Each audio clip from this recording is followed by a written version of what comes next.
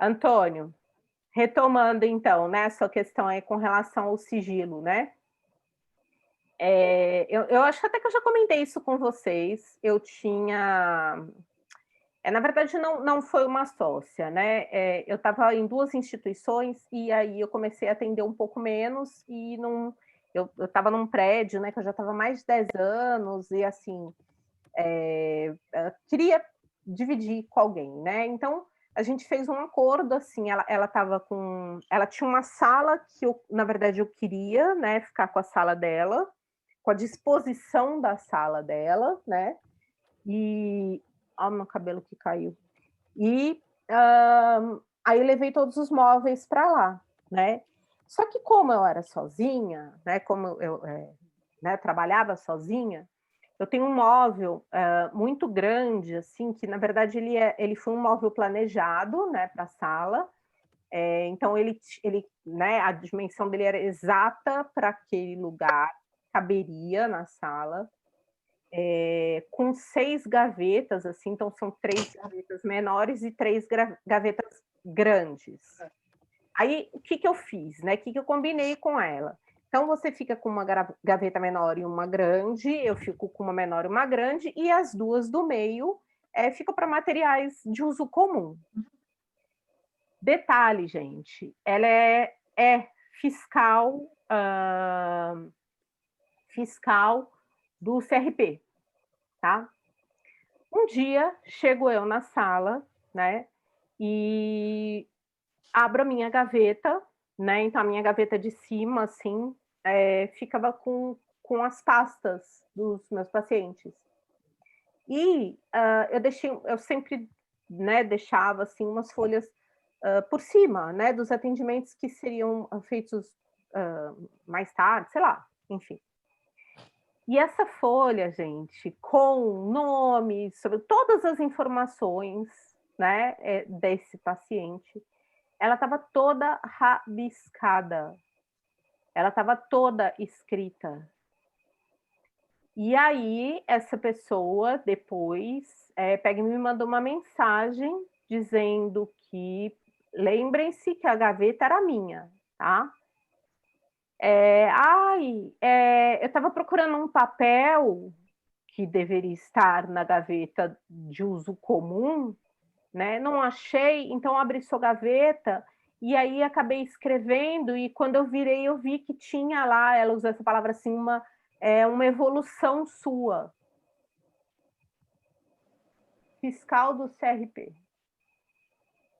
Aí foi a gota d'água, né, obviamente eu falei: "Não, não, se uma fiscal do CRP consegue fazer um negócio desses, né, então", voltei para minha outra sala e ela ficou lá sozinha, né, mais um tempo.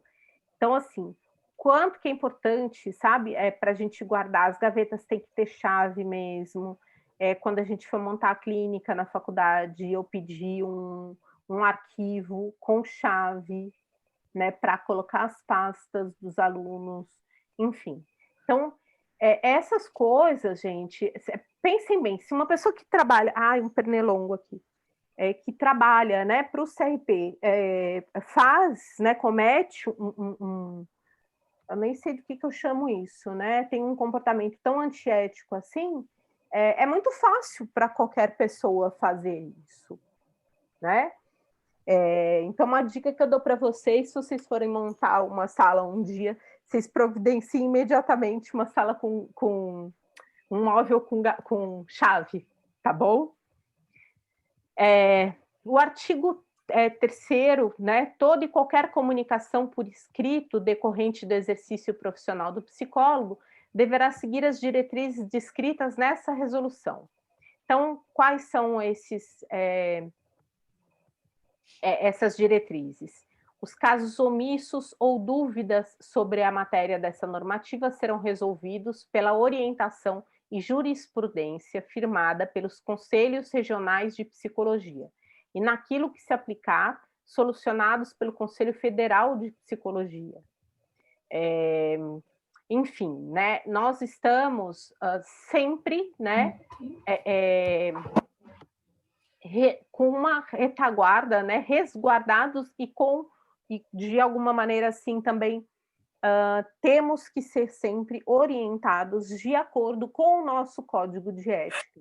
É. Caso o conselho regional não consiga te dar esse respaldo, a gente tem como acionar o Conselho Federal de Psicologia, e quando ele é acionado, né, o psicólogo é passível de cassação do seu registro, tá?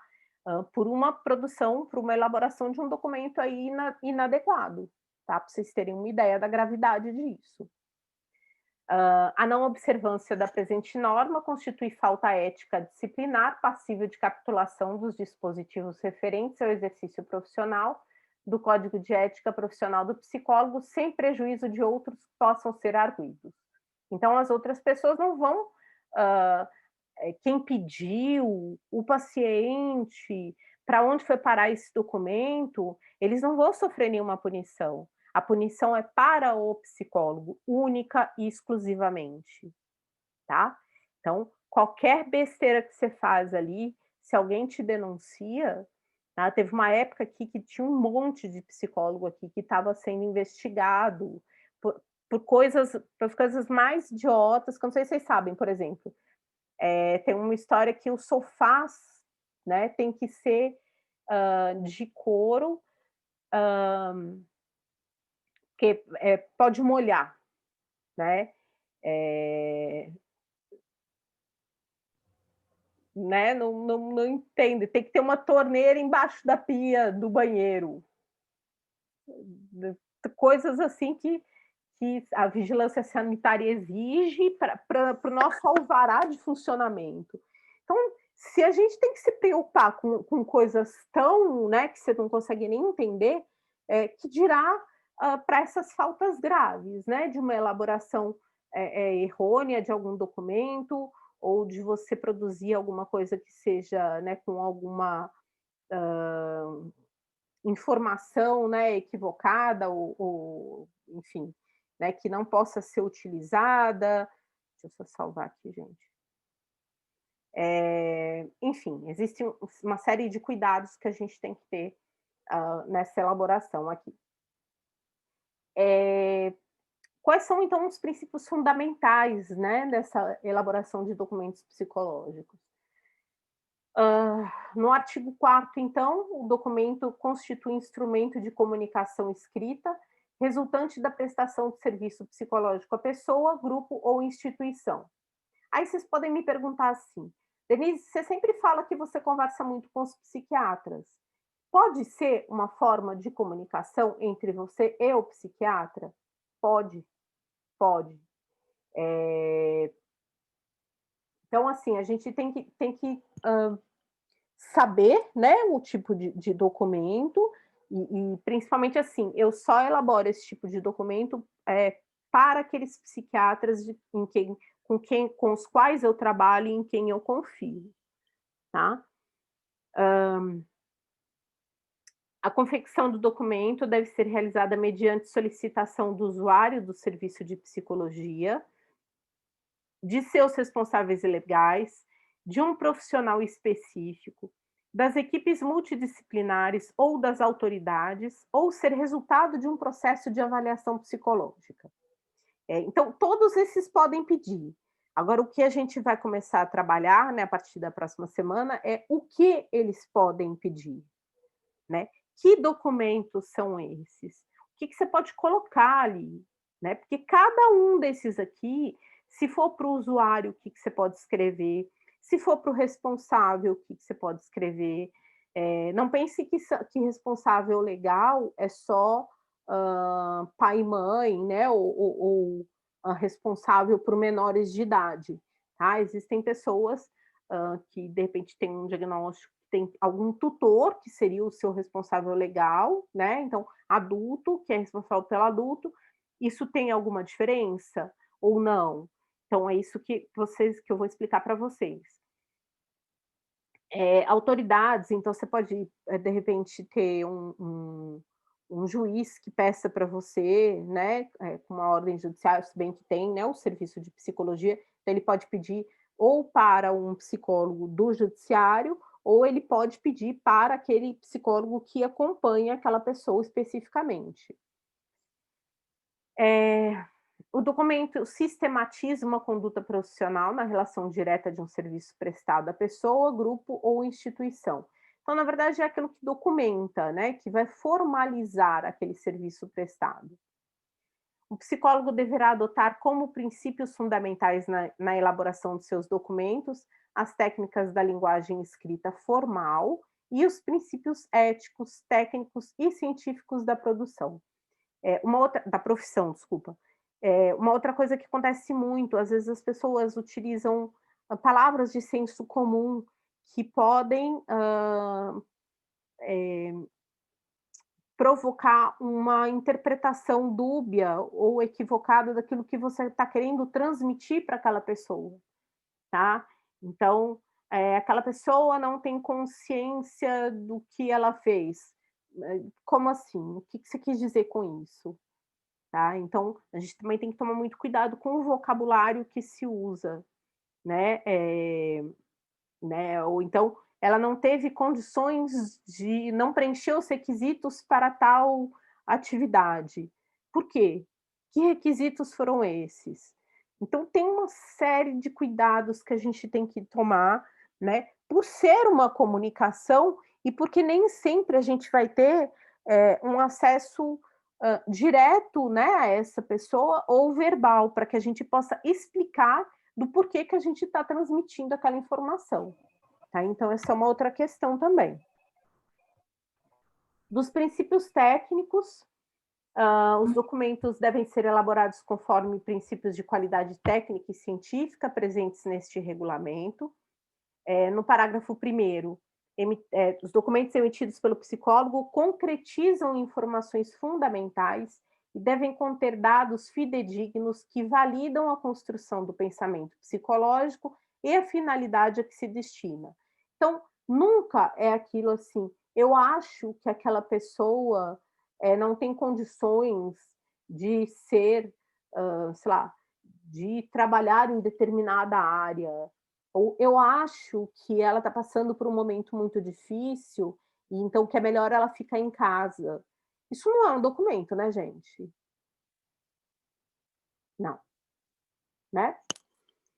Eh, assim, como eu falei lá no início, né, por isso tantos, princípios, né, foram elaborados nessa nova resolução, porque esses achômetros aconteciam muito também, né. Eu estou tentando achar, alguns, relatórios, né, e documentos, de 5 anos, né, de antes de 2019, né, anteriores, né, a esses 5 anos que são obrigatórios guardar.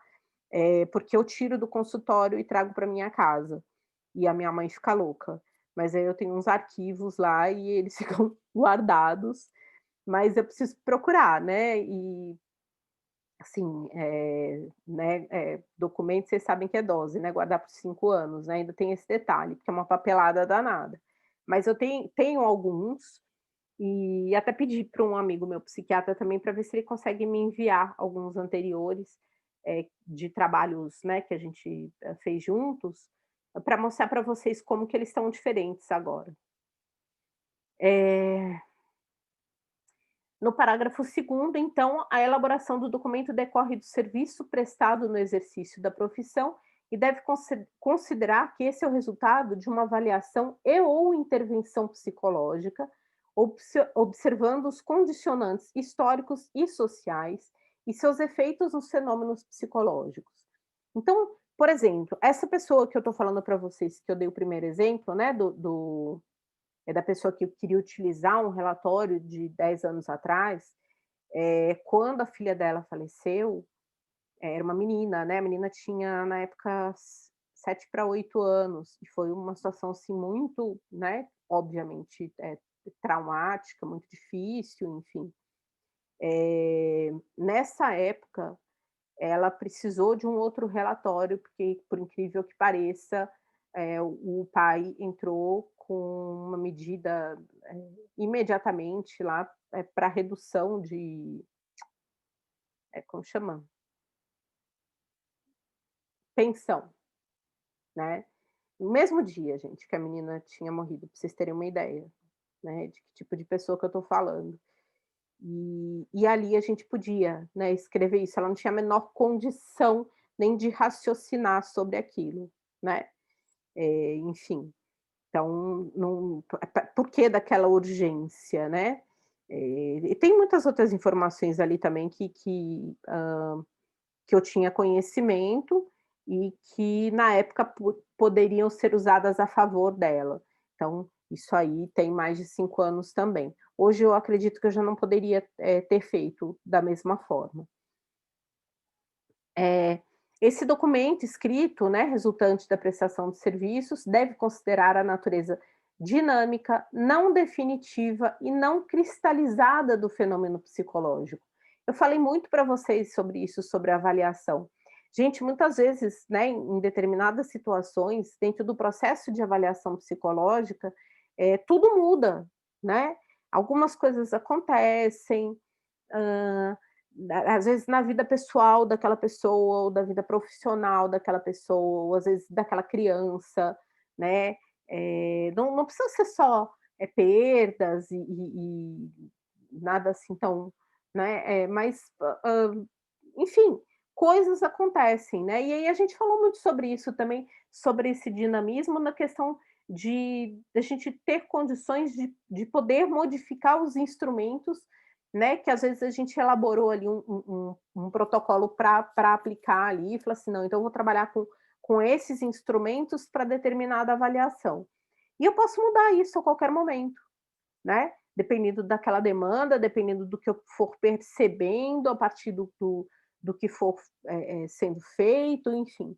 Então existe esse dinamismo, ele é preservado aqui dentro desses documentos também, né, ele precisa ser, levado em consideração, tá. E principalmente, né, dessa questão de, por exemplo, neste momento, né, as funções psíquicas de determinada pessoa não estão preservadas. Isso não quer dizer que daqui a um mês ela esteja bem, tá. Porque aí ela, de repente, passou por um processo psicoterápico, por um acompanhamento psiquiátrico, ela foi medicada e ela já está ok. Tá? Então existem variáveis que precisam ser consideradas. Gente, por que que eu estou falando isso? Porque tudo isso é muito novo, tá? Quem estudou há muito tempo atrás, assim, muitas vezes não tem conhecimento disso, né, de 2019 para cá, até porque de 2019 para cá, né, o mundo virou de ponta cabeça, tá? Hã, Ao produzir esses documentos, então, o psicólogo deve se basear no que dispõe o artigo 1º, né, da linha C do Código de Ética, prestando serviços psicológicos de qualidade em condições de trabalho dignas e apropriadas à natureza desses serviços, utilizando princípios, conhecimentos e técnicas reconhecidamente fundamentados na ciência psicológica, na ética e na legislação profissional. Outra coisa que eu acho importante, para dizer para vocês, por exemplo, eu já vi, né, profissionais aqui, falando assim: "Vou dar um curso de capacitação". Eh, e aí usando inclusive instrumentos, né, enfim,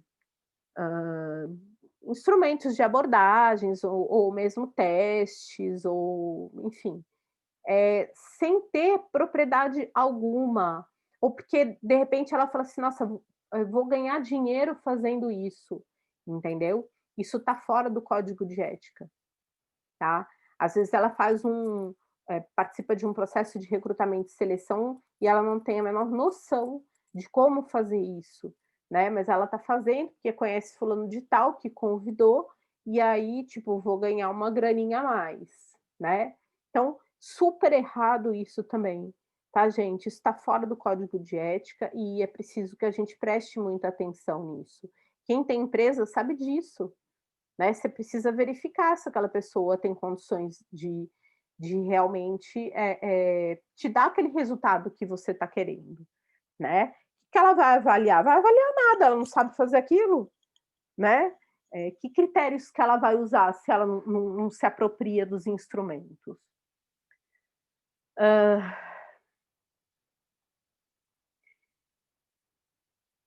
deixa eu pular uma parte aqui, aqui.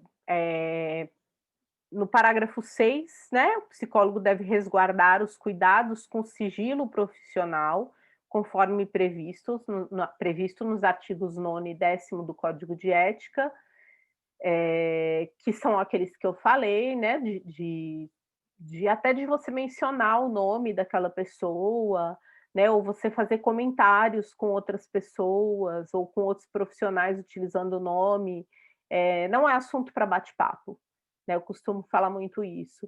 "Ah, você viu fulano de tal?" "Não, não vi, eu não vi", porque isso não é um assunto para bater papo, tá.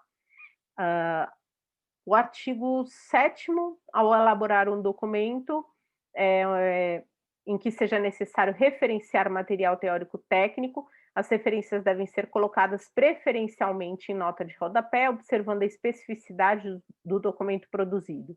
Então, sabe aquelas regras como é que chama, gente?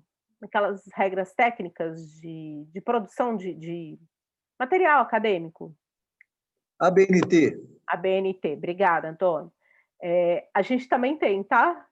Então tem regras para escrita, desde do cabeçalhozinho, né, até onde fica a nossa assinatura, o que que tem carimbo, se tem que ser nome legível, se tem que ser rúbrica, tudo isso também agora, faz parte desse documento aqui, tá.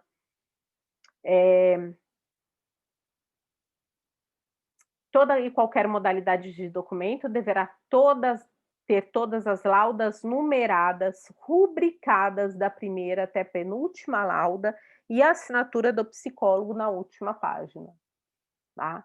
Então, assim, às vezes a gente pega documentos, até muito bem elaborados, mas sem a rúbrica. Então, essa, eh, essa minha ex-coleguinha de trabalhos, né, adoro ela, uma vez eu peguei a filha dela fazendo um documento para ela, né, então ela ia lá e só assinava e carimbava, mas ela não rubricava as páginas, né, então isso é proibido também, tá, então porque senão qualquer pessoa pode elaborar o documento e você vai lá e só assina, né. A rúbrica, teoricamente, porque obviamente tem gente que vai continuar fazendo isso, né, bota um estagiário lá para fazer, para produzir, para elaborar o documento, eu vou lá só assino, né, isso tem todas as profissões, vocês sabem disso, né, tem engenheiro que, não é engenheiro e que vai lá e pede para o outro para assinar, enfim.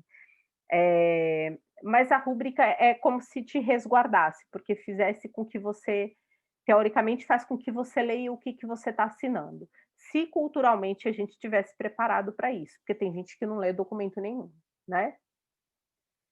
Bom, então no artigo 6º, o documento constitui instrumento de comunicação que tem como objetivo registrar o serviço prestado pelo psicólogo. No parágrafo 1º, ao redigir o documento, deve expressar-se de maneira precisa, expondo o raciocínio psicológico resultante da sua atuação profissional. No parágrafo 2º, o texto deve ser construído com frases e parágrafos que resultem de uma articulação de ideias, caracterizando uma sequência lógica de posicionamentos que representem o nexo causal resultante de seu raciocínio. Então, como é que você chegou àquela conclusão? Tá? No parágrafo 3º, a linguagem escrita deve basear-se nas normas cultas da língua portuguesa, na técnica da psicologia, na objetividade da comunicação e na garantia dos direitos humanos, observando os princípios fundamentais do Código de Ética Profissional do Psicólogo e as resoluções do CFP, ou outras que venham a alterá-las ou substituí-las. Os documentos devem ser escritos de forma impessoal, na terceira pessoa, com coerência que expresse a ordenação de ideias e a interdependência dos diferentes itens da estrutura do documento.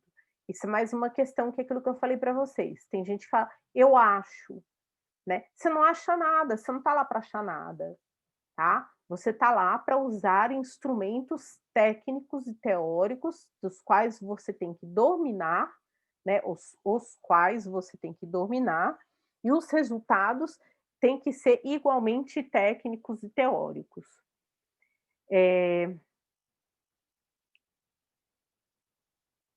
No parágrafo 5º, os documentos devem apresentar descrições literais dos atendimentos realizados, salvo quando tais descrições se justifiquem tecnicamente. Então, assim, o que foi aplicado, como foi aplicado, quais são as respostas, né? Tem em cada teste, né? Não dá para mostrar para vocês aqui, mas em cada teste você tem lá, né? Você não vai colocar o crivo, você vai colocar a resposta. E cada um deles tem uma forma de ser redigido, tá? Então, isso independente da elaboração, não estou falando da elaboração do documento, eu estou falando dos instrumentos que se utilizam. Então, os próprios instrumentos também te dão parâmetros éticos e técnicos para que você os utilize na elaboração desses documentos. Tá claro, gente? Eu sei que essa primeira parte pode ser meio chatinha, mas ela, vocês E, vão ver que... Denise, Oi? além de usar na terceira pessoa, quando você vai consubstanciar uma ideia, você tem que, quando você colocar a ideia, você tem que consubstanciá-la numa, numa coisa mais empírica, né? Ou seja, você vai falar e vai colocar a referência. Embasado em quê, né? Você está Sim. colocando aquilo, né? Aquela sua conclusão ou aquela sua hipótese, ela surgiu da onde, né? Por isso que eu falo, assim, não é só a linguagem, né? É um instrumento que você vai utilizar e que a gente tem que tomar muito cuidado, porque, como eu falei, cada instrumento tem uma forma de ser comunicado, né? Então a gente vai usar isso como parâmetro e aí vem a nossa interpretação, que também é em terceira pessoa, né? Então a nossa interpretação ela não diz do que a gente acha, né? Ela diz dos resultados daquilo tudo que, né? Daquilo que está sendo utilizado.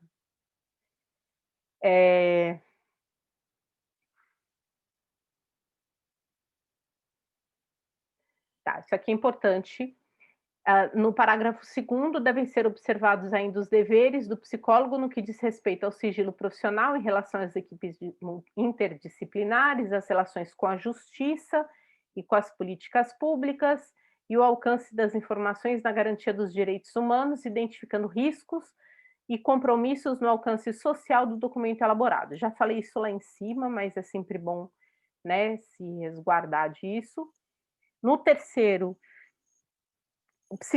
ao psicólogo, né, é vedado, sob toda e qualquer condição, o uso dos instrumentos, técnicas psicológicas e experiência profissional, de forma a sustentar o modelo institucional e ideológico de segregação dos diferentes modos de subjetivação.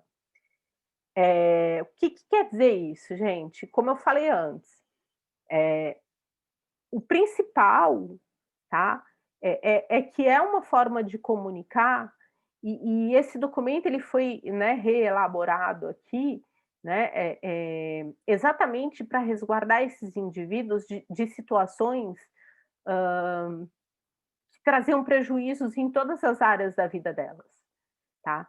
Então, isso aqui é muito importante, tá? Porque a gente primeiro tem que saber que cada indivíduo é único, com as suas características, em que momento que aquela pessoa está vivendo, o que ela está passando, como é que ela está vivenciando isso, né? Por exemplo, na pandemia, cada um está vivenciando essa pandemia de um jeito, né?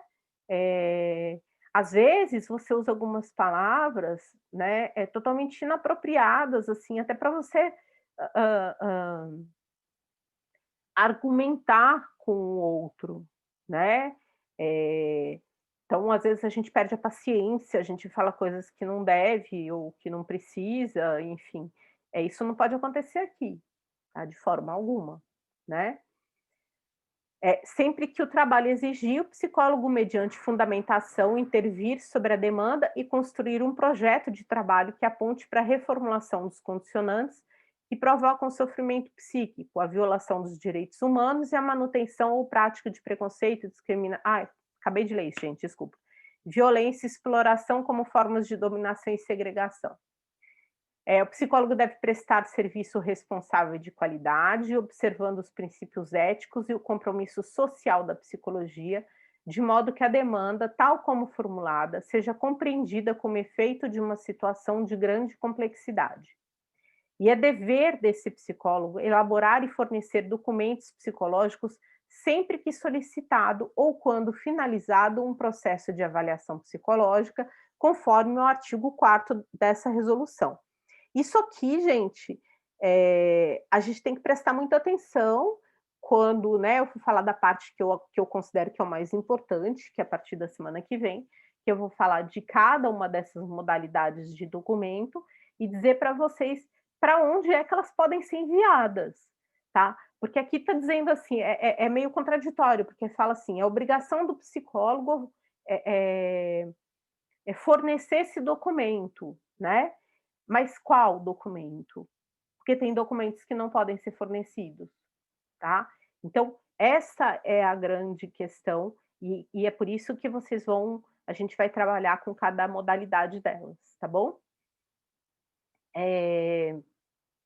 E por fim, então, o psicólogo fica responsável ética e disciplinarmente pelo cumprimento das disposições desse artigo, sem prejuízo da responsabilidade civil e criminal decorrentes das informações que fizerem constar nos documentos psicológicos. Aí é a parte que nos resguarda de alguma maneira, né?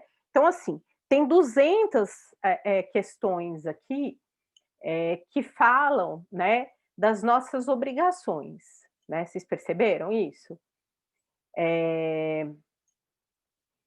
E poucas, né, se a gente for considerar, cadê? Eu estou aparecendo aqui, gente? Sim. Agora apareceu Efigênia aqui para mim.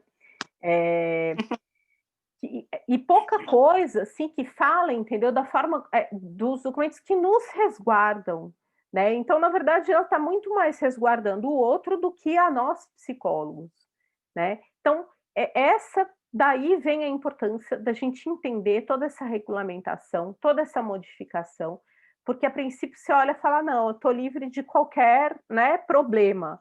Mentira, tá? Porque se você confunde ou não sabe que documento é aquele que você está utilizando, você pode mandar para a pessoa errada e aquilo ser usado contra você, tá?